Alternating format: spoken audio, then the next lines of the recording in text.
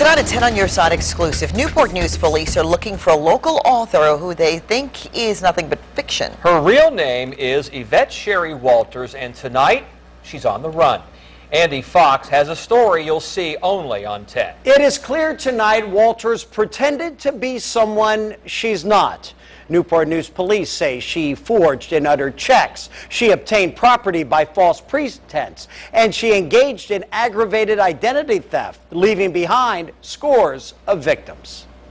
According to her profile on Amazon.com, Winter Giovanni writes urban novels. One of them is called The Rise and Fall of a Hustler. But those who know her best say she's the hustler. But come to find out, it was all a bunch of lies. This man worked for her but doesn't want to be identified. Newport News police know Winter Giovanni as her real name, Yvette Sherie Walters. That she had stolen some identity of a former resident that used to live here and had used her identity to purchase items and obtain property. Detective Lisa Uzzle says Walters opened mail from a former roommate and stole the identity. She was living in this Newport News home with 3 children and other roommates, including this woman on the porch. Walters also operates Hampton Road Staffing, a temporary work service.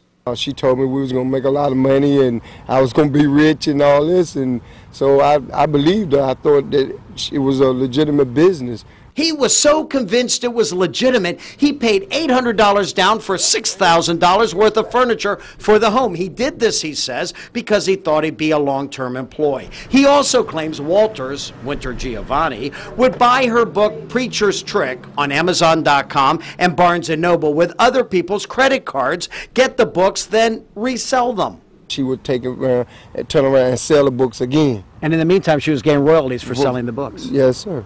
But all the shell games came to an end when Walters allegedly forged rent checks to the realty company on checks she produced. When the check came back bad and you called her, what did she say? That must be a mistake. And that she couldn't believe it and that the money was there. And it wasn't. The whole account was totally fraudulent. She was going to be charged with 2 counts of forging and uttering identity theft and obtaining money by false pretenses. The number you dialed is not in service. We tried calling Walters, but the numbers are all disconnected. She's on the run and likely in Georgia. Police say leaving behind lots of victims in Virginia. Police say they spoke with Walters today, and she claims she'll turn herself in when she returns to Newport News.